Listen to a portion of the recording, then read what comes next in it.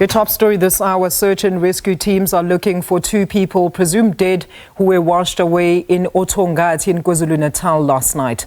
Now this follows heavy downpours over the north of Durban. 4 other people remain missing in the area and at least 8 people are feared to have died amid heavy rains in the province. Some locals have lost their belongings while others are still trying to salvage what they can.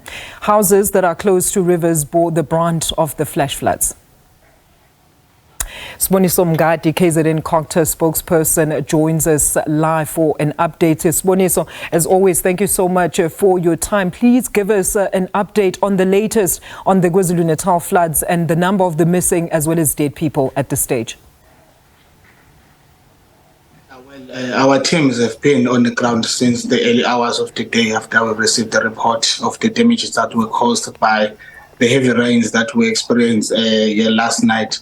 It's unfortunate that these rains continue to claim life in our province. However, we're trying our level best, working together with our social partners to provide the relief to those that have been affected. So far, we still have 2 people that are missing. They were in a house that was washed away in the area of oThongathi. Our search and rescue teams led by SAK9 units working together with IPSS Medical Rescue as well as Reaction Unit South Africa. They are still searching for those people that their house was washed away in the area of oThongathi. There were also other reports that were received in the area of following where 2 family members were also passed away, unfortunately, when their structure collapsed due to heavy rain. Another incident was reported in the area of Umlazi. So far, today alone, we have confirmed at least 4 people that were certified dead due to these heavy rains. Then there are still 2 that are still missing. However, there are also reports that we received during the day yesterday in various areas of the province where people have passed away due to drowning. Others were attempting to cross, driving across the flooded river, and unfortunately the cars were swept away. Our search and rescue team responded to those incidents, and some people were discovered, unfortunately, dead. MEC Stolen lawyers also extended her heartfelt condolences to all those that have been affected, and also coordinated other departments such as Human Settlement, Social Development to assist people to replace the SASSA card, important IDs. By tomorrow, we'll be on the ground trying to assist in those regard to ensure that we try to replace them as soon as possible so that those that need to access their grants are able to do so before the end of the week. And Siboniso, look, which areas are most affected and are currently on high alert at this stage? And what numbers can people call should they need any assistance? Well, according to our assessment that are still underway, the area of eThekwini, particularly the northern part of Durban, that is good, the Durban North, Umhlanga, KwaMashu, to oThongathi. Also the Ilembe districts that include the areas such as KwaDukuza, Estenga, Indwedwe, local municipalities. There were also households that were affected there, but must also indicate that most people they managed to return to their homes, because we evacuated quite a few in the area of oThongathi that were kept in the community hall. By this morning, they went back to their homes to mop up and also prepare and salvage whatever that they can still prepare. So our province will also continue to receive more rains throughout the month of January, according to the long-term forecast that we get from the South African Weather Services. So we have activated all our teams across municipalities to remain on high alert. And also we appreciate the support that we've been getting as a province from their social partners such as Red Cross South Africa, Alimdad Foundation. They are helping us in terms of providing the disaster relief that we're distributing to all those that are in distress currently during this period. And Siboniso, what emergency measures are currently in place to assist other residents, especially the kids that will be returning to school? We know that some roads have also been damaged in the floods. Yeah, well, that is true. There is a public infrastructure that has been damaged. This includes the power line. Some areas are still without power. But we have also engaged ESCOM. They will be on the ground as areas tomorrow to try and restore the infrastructure, working together with the municipalities.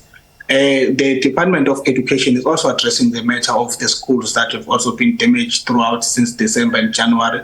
They are addressing to this matter to ensure that comes the first day of teaching and learning, the children will be able to learn by making use of the mobile classroom. But it's a matter that the Department of Education is addressing, and then they will be able to expand more on those plans that are in place to ensure that teaching and learning continues on the first day of school.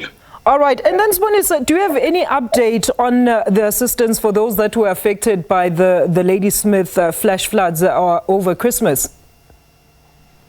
Yeah, well, indeed, we've been to the area of Ladysmith on several occasions as a department led by MEC Bongiwe. We provided assistance to the grieving families. Other families have always managed to bury their loved ones. We've been supporting them through social development, providing this psychological support those need with the burial arrangement.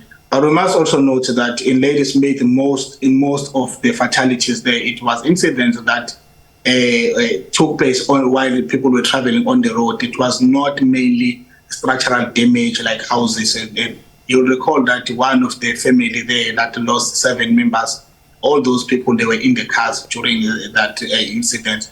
So in terms of structural damage, there wasn't much that was reported, except that most incidents took place on the road. So we've been working together with the search and rescue teams, trying maybe to recover as much bodies as possible. So, but we continue to providing the support to those that still need our support and assist them with whatever that they need from us as government. And very quickly, Siboniso, I mean, what advice would you then give to motorists as well as residents in the floodlines? As we understand it, I think the Premier also said that some of the deaths that actually occurred could have been preventable.